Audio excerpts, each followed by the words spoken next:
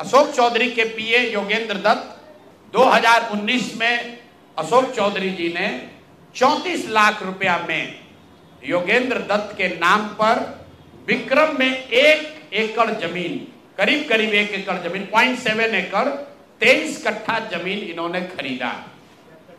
76 decimal जमीन है जो 23-23.25 कट्ठा होता है, करीब 0.7 एकड़। विक्रम में 34 लाख में जमीन खरीदा गया योगेंद्र दत्त के नाम पर, जो उस समय अशोक चौधरी के पीए थे।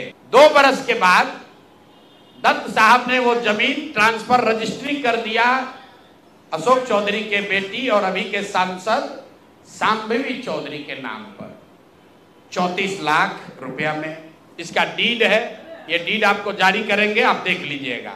34 लाख रुपया में जो दत्त साहब ने जमीन खरीदी थी और यहां रजिस्ट्रार ऑफिस में लिखा गया 34 लाख रुपए में दत्त बेच रहे हैं जमीन शांभवी चौधरी को, और एक दत्त साहब को पैसा कितना गया बैंक से? 10 लाख रुपया। वो बैंक का अकाउंट डिटेल है कि 2 साल के बाद जो जमीन अशोक चौधरी ने अपने पीए के नाम पर खरीदी थी, वही जमीन वापस 2 बरस के बाद अपने बेटी के नाम पर लिखवा लिया, और 34 लाख के रुपए के जमीन के एवज में अशोक चौधरी ने दत्त साहब को 10 लाख रुपया बैंक से भेजा।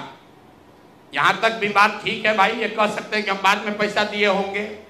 इसी बीच इनकी बेटी चुनाव लड़ने चली गई, तो इनकम टैक्स ने इनको नोटिस किया कि भाई आपकी जो प्रॉपर्टी है वो 34 लाख की है और बैंक में आप सिर्फ 10 लाख रुपया दिखा रहे हैं, बाकी का पैसा कहाँ है? जमीन इनकी रजिस्ट्री हुई है, उसके 1 दिन बाद, तारीख नोट कर लीजिए, 20 फरवरी 2021 को 10 लाख रुपया इन्होंने अपने पीए के अकाउंट में डाला है। अकाउंट यहां पर डिटेल आपको दे देंगे, और 34 लाख रुपए का जमीन वापस इनसे ले लिया।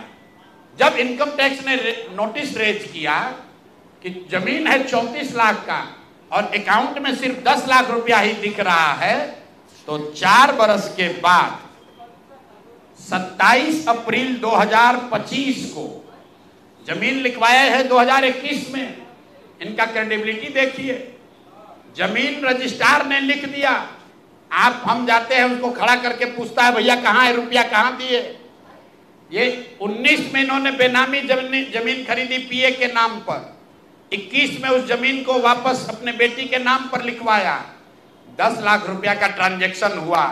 जब इनकम टैक्स ने नोटिस रेज किया तो भाई साहब ने जान बचाने के लिए 27 अप्रैल 2025 को, मतलब बेटी के एमपी बनने के बाद 25 लाख रुपया दत्त को, मिस्टर दत्त को फिर इन्होंने बैंक से ट्रांसफर किया।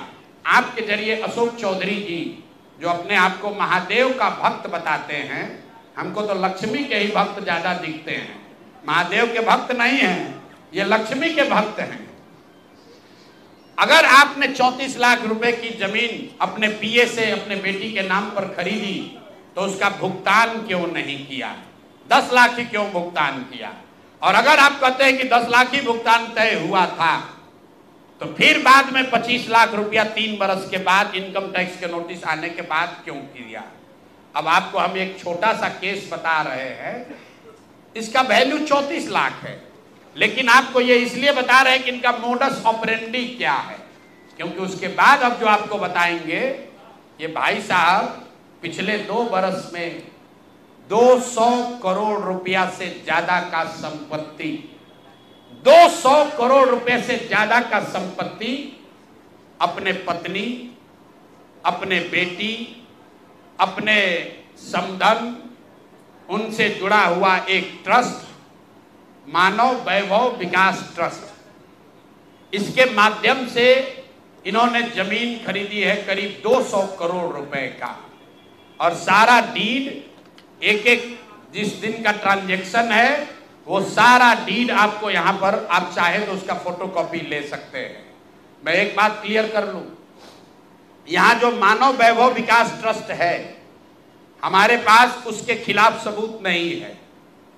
हम ये बता रहे हैं कि जब इनकी बेटी का एंगेजमेंट हुआ है उसके बाद से अचानक से मानव विकास वैभव ट्रस्ट जो है, जो कुणाल साहब के परिवार से जुड़ा हुआ ट्रस्ट है और उसमें यहाँ के बड़े कुछ पदाधिकारी भी हैं, जियालाल आर्य बहुत ईमानदार व्यक्ति हैं, वो भी ट्रस्टी हैं।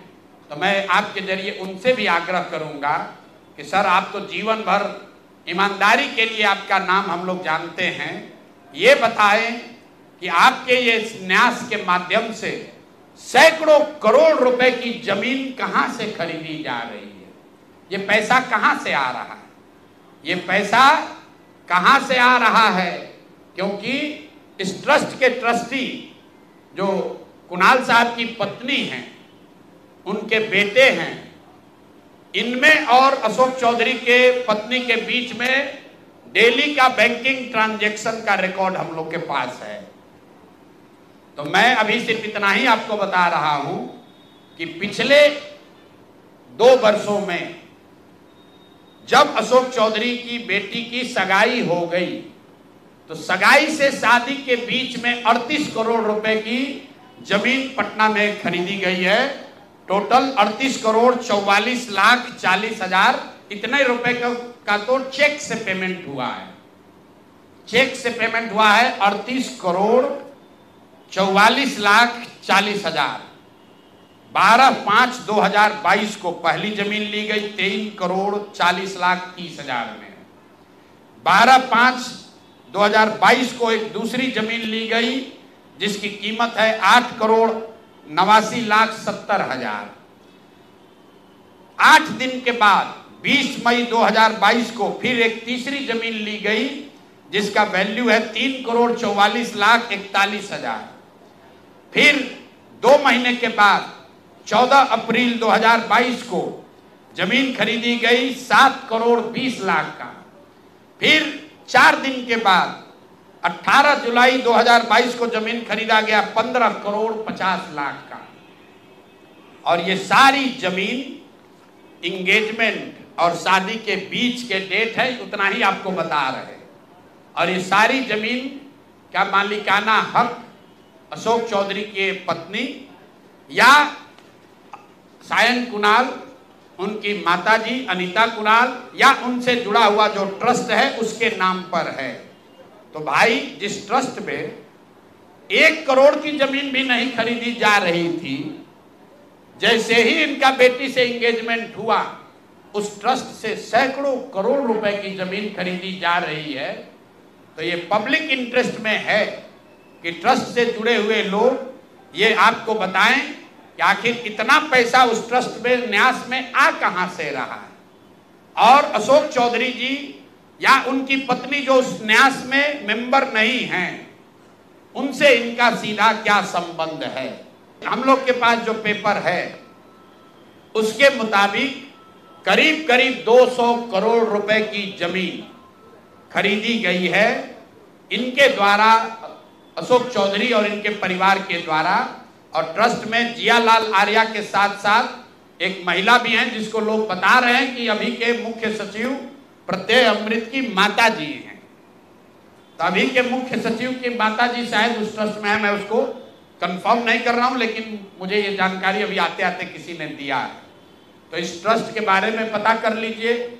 अशोक चौधरी को ये बताना चाहिए कि इस ट्रस्ट से उनका क्या लेना देना है, और अगर कुछ लेना देना नहीं है तो इस ट्रस्ट की ट्रेजरर जो अनीता जी हैं, कुणाल साहब की पत्नी, उनके अकाउंट से इनके पत्नी के अकाउंट में इतना पैसा कैसे आ रहा है, ये बात अशोक चौधरी जी को बताना चाहिए।